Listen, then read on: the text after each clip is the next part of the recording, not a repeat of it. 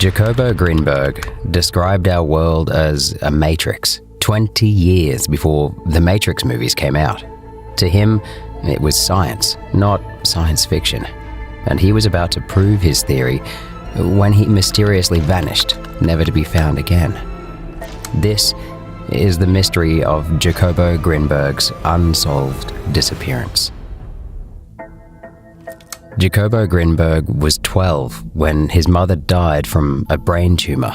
This sad period in his life motivated Grinberg to study the human brain. As a result, he spent his young adult years pursuing degrees in psychology and psychophysiology. Ultimately, he got a PhD and set up a lab in Mexico, researching how the brain reacts to different stimuli. Grinberg was on track to a stellar career in academia. All he had to do was stick to whatever was normal in his field, but what Jacobo was about to discover was anything but normal.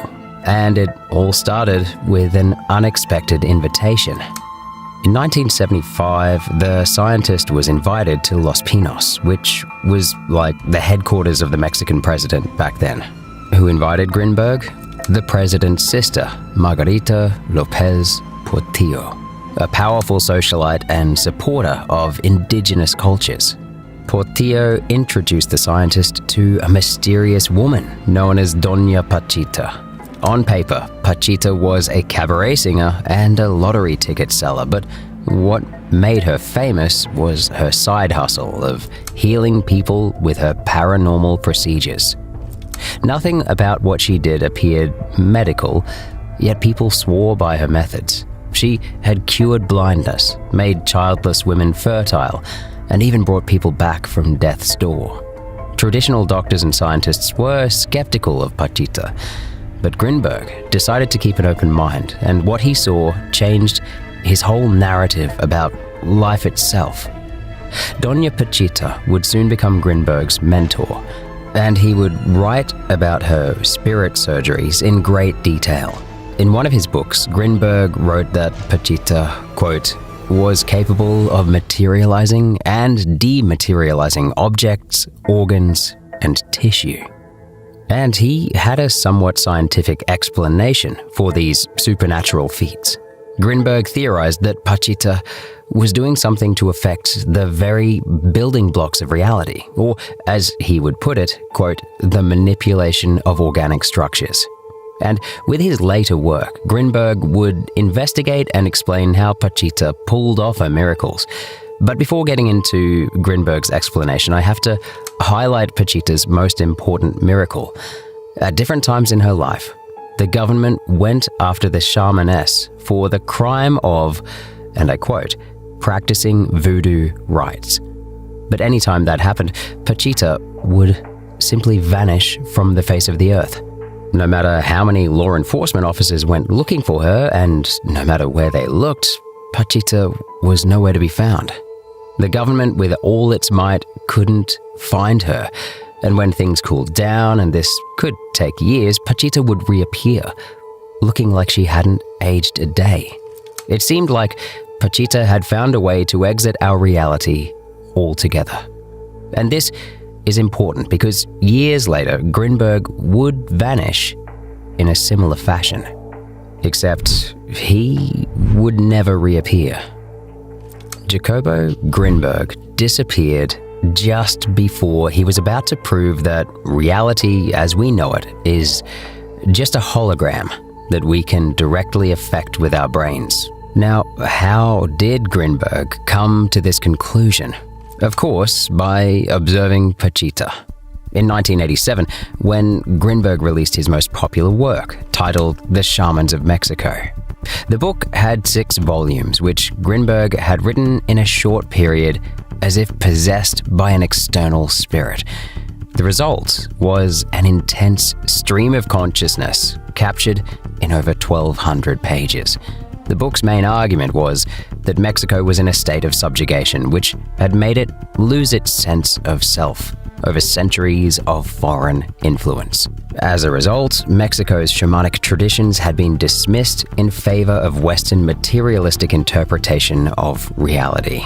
Grinberg didn't want Western science to limit his investigation, so instead of using it to dismiss the shamans he'd seen, he decided to use science to explain their work.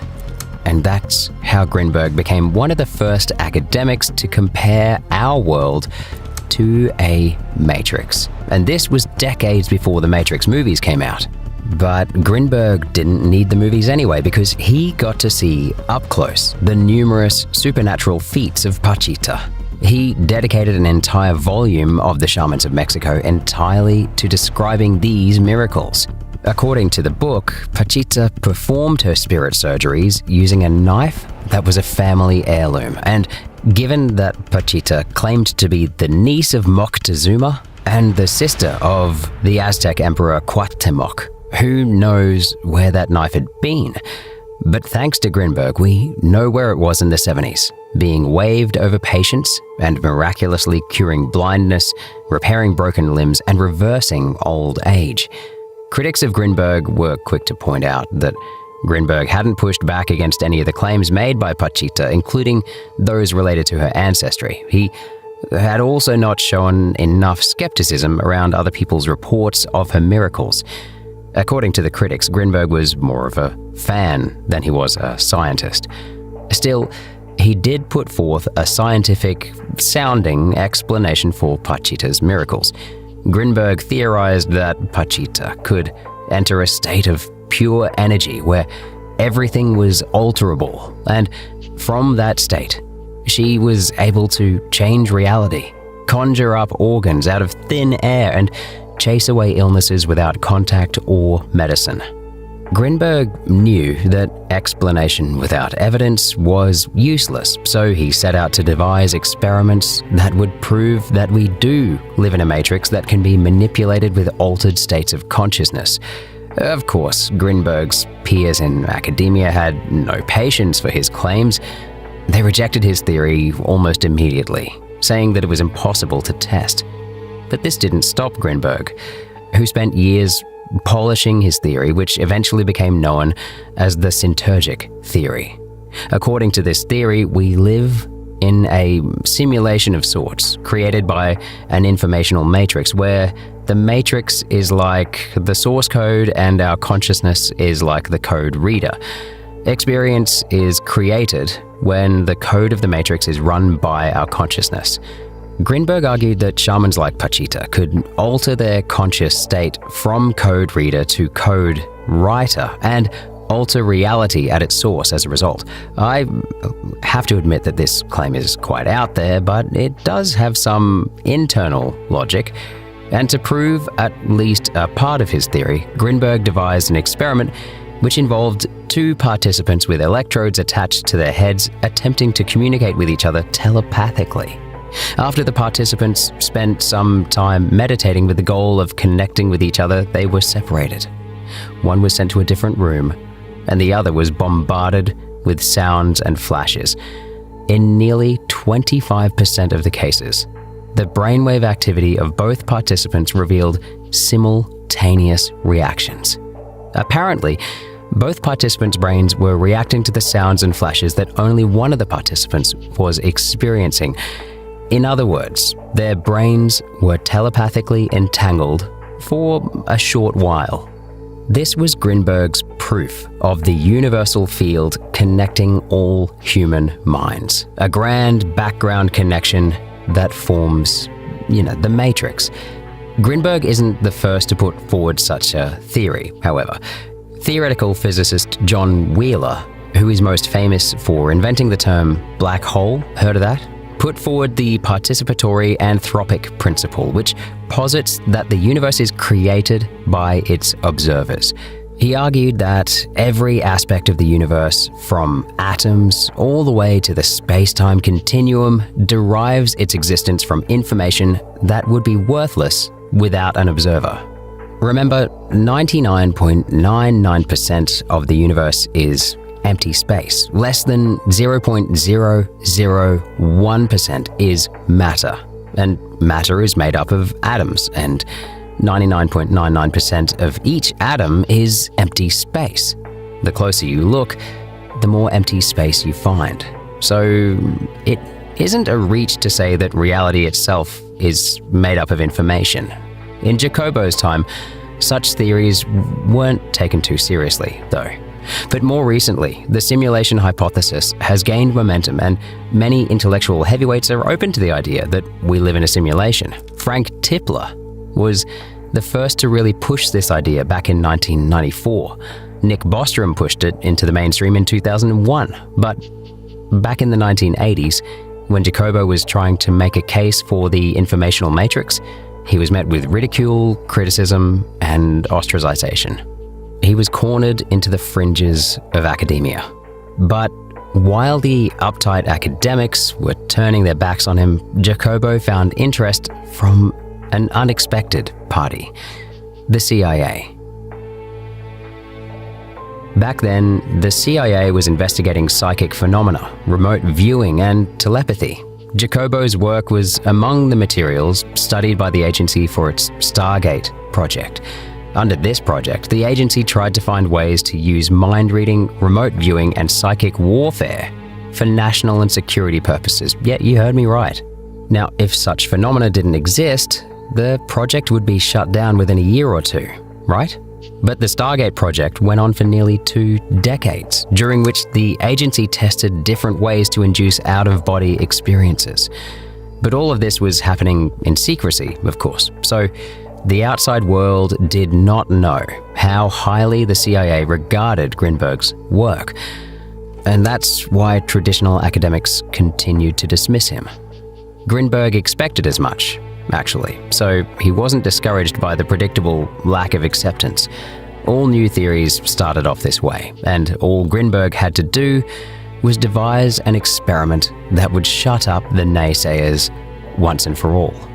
The greatest criticism of Grinberg's simultaneous meditation experiments was that they were easy to fake.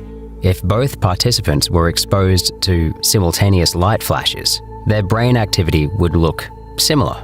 Grinberg could then claim that only one of the participants was exposed to the flashes and make it look like, both their brains were telepathically linked. Extraordinary claims require extraordinary evidence. So if Grinberg wanted to prove that all humans are connected through this universal neuronal field, he would need to do more than show EEG charts of 2 people who had participated in one of his studies behind closed doors. So he set out to shut up the skeptics with an experiment that would be impossible to fake. During what turned out to be his final days, the scientist told his daughter Astucia that he was going to Kathmandu, the capital of Nepal, to participate in a series of meditations. Now, it's said that he wanted to replicate his experiment on a large scale by testing the brain activity of meditators on 2 separate continents. Such an experiment would be harder to debunk and would involve multiple observers, and it would finally prove Jacobo's theory. But that experiment never happened. On December 8, 1994, Jacobo Grinberg vanished without a trace. No goodbyes, no final wishes. Initially, there were no attempts to find him because it was hard to tell if he was missing or wanted to be left alone. But after 4 days, his siblings got suspicious when he didn't show up to his own birthday party. Right? Grinberg was reported missing, and local media tried to get the word out regarding the scientist's disappearance. If he was in Mexico, someone was bound to run into him. But since Grinberg had mentioned going to Kathmandu, he could be outside the country. Something horrible could have happened to him. Fortunately, Grinberg's daughter Astucia was a lead singer in the band Heaven and Earth, which meant that she could get on TV. And get on TV she did when she appeared on an American channel's broadcast to offer a cash reward for any news of her missing father. The phone began to ring. Call after call with claims of sightings, but pretty much all of them would crumble under scrutiny. The callers wouldn't be able to describe Grinberg or would get details like his height completely wrong. The person vetting the telephone tips was Clemente Padilla, a Mexican police officer who had left no case unsolved. Before Padilla, Caseworkers seemed to be playing hot potato with Grinberg's file, passing it around with no one ready to put in the work. But Padilla was more than ready, and he started by checking with the country's passport control. That's when he learned that there was no record of the scientists even leaving Mexico. Padilla then looked for testimonies from Kathmandu and realized that not even a single tip came from Nepal. So he hadn't left Mexico, and no one had seen him in Kathmandu. That would narrow the scope of Padilla's investigation. Since Grinberg didn't take a plane out of Mexico, Padilla would look at testimonies from Mexico and its 3 neighboring countries that are road accessible, and that's how he arrived at the only reliable sighting reported in this entire case.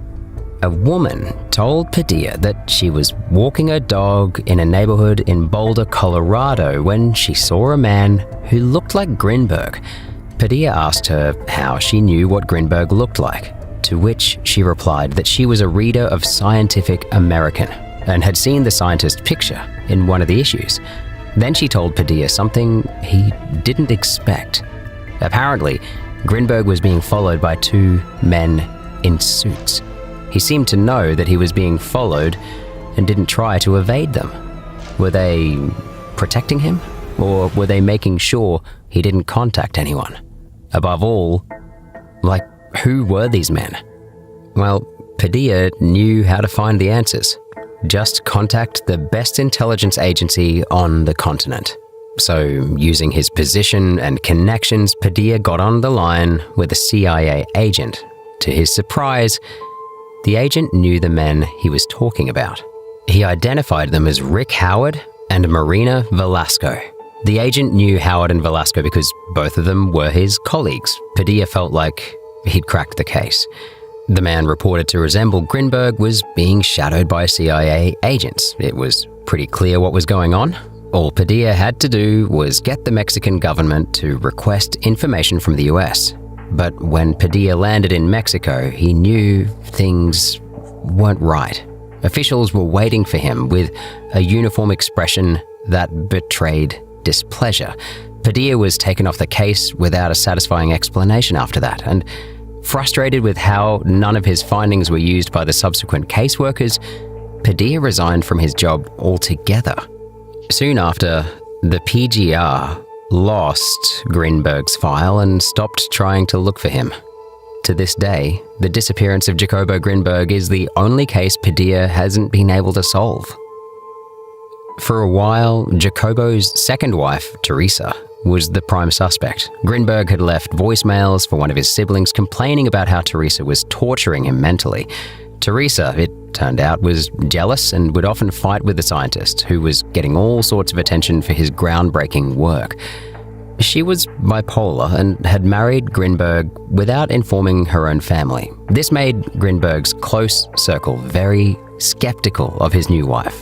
His brothers, Astucia, Aunt Hilda, and even his first wife all thought that Teresa was planted by those who wanted to control Grinberg. Sort of like a secret agent working for God knows who. Many in Grinberg's inner circle doubted that Teresa was even her real name. Her academic credentials seemed to be fake as well, and it looked like Grinberg was beginning to catch on because for the last few months, he didn't sleep at home. Instead, he chose the discomfort of sleeping in his car. Was Grinberg trying to stay away from Teresa?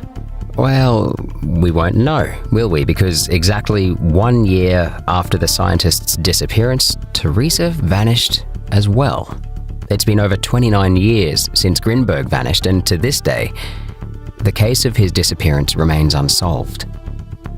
The nature of Jacobo's work, followed by his mysterious disappearance, has fascinated people, especially those who seek esoteric knowledge. To them, the scientist's disappearance is a clear sign of a cover-up. After all, the CIA was interested in his work. The agency's declassified documents mention Grinberg's name and work, and its Stargate project looked into consciousness, remote influence, and psychic phenomena. Perhaps Grinberg's plan to visit Nepal didn't sit right with the agency? The only problem with this theory is that the agency wouldn't have much to gain from making the scientist disappear. If anything, the mystery would further spread his ideas. It would be far more practical to sabotage Grinberg's international meditation experiment and make him look crazy. The only angle that holds up to logical scrutiny is that Grinberg went into a protection program offered by the CIA. But that would be out of character for someone who was against Western materialist influence. Grinberg wanted people to know the truth, and going into hiding with the help of the CIA doesn't seem like the best way to make that happen now, does it? The second theory is similar to the CIA theory, but instead of the CIA, it's the Mexican government that's blamed for Jacobo's disappearance. The biggest thing this theory has going for it is the fact that Padilla was removed from the case by the Mexican government. Grinberg was introduced to Dona Pachita by, remember, the president's sister, and Pachita herself had a political past. In her youth, she fought with Pancho Villa in the Mexican Revolution. She was wanted by the government at different points in her life. So politics was at play since the very beginning. And since the Mexican government back then was cautious of people promoting voodoo and witchcraft, it might have mistaken Grinberg as a negative influence. The obvious problem with this theory is that the government of Mexico isn't the same anymore. The power has changed hands a couple of times since the scientist's disappearance, yet no whistleblower has come forward with as much as an accusation of abduction or forced disappearance.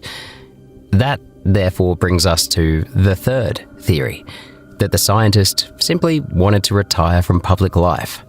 Given that his message went farther than it ever could in his presence, Jacobo's vanishing act seems to have killed two birds with one stone. For starters, he got his privacy back. But more importantly, his ideas spread alongside the story of his disappearance. Jacobo no longer needed to prove his ideas because of the myth of his disappearance. You know what I mean? If people thought he was taken by government agencies, then his ideas might have some merit, right? This theory requires fewer conspirators, so it's quite plausible. But to believe it, we have to think of Grinberg as an extremely selfish man who would leave his own family hanging. And that's not really the picture you get from what his friends and family have to say about him. It really doesn't look like Grinberg would ditch his own daughter and siblings for Teresa. Unless Teresa made him disappear. That's a theory as well. One that even Officer Padilla considered. According to this theory, Teresa may have done something to Grinberg, but not for his money.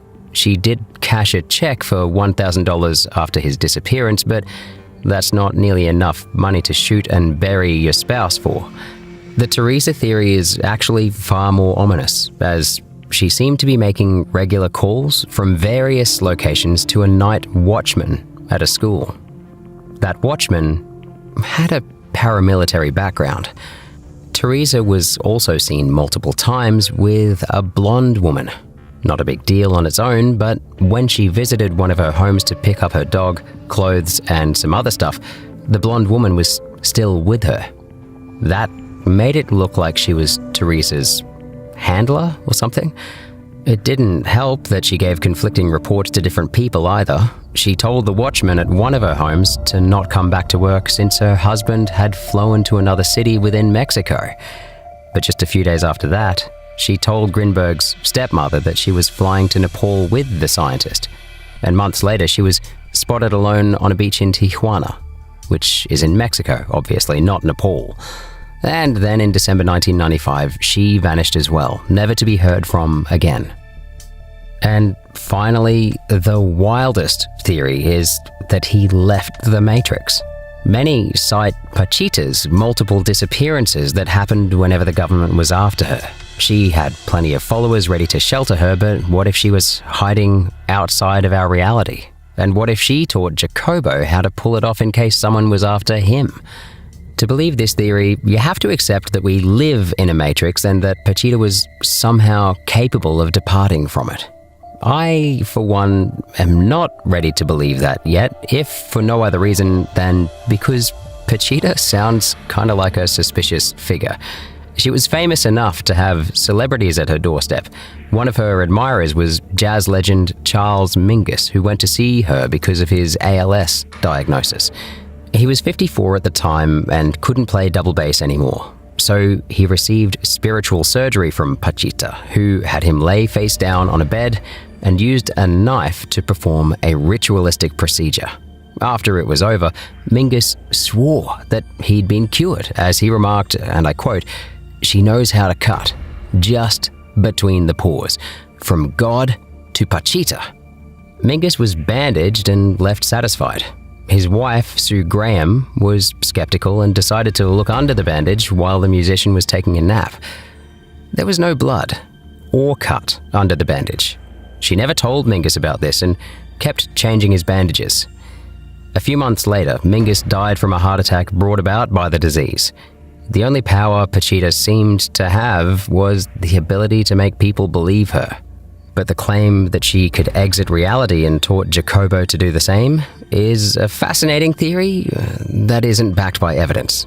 Just like Jacobo's work, actually, much of which vanished with him.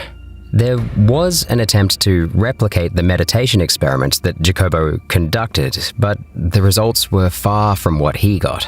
No one has been able to replicate Jacobo's experiments, and so his theory remains unproven by modern scientific standards. If there is any evidence of us living in a hologram, scientists these days haven't been able to find it.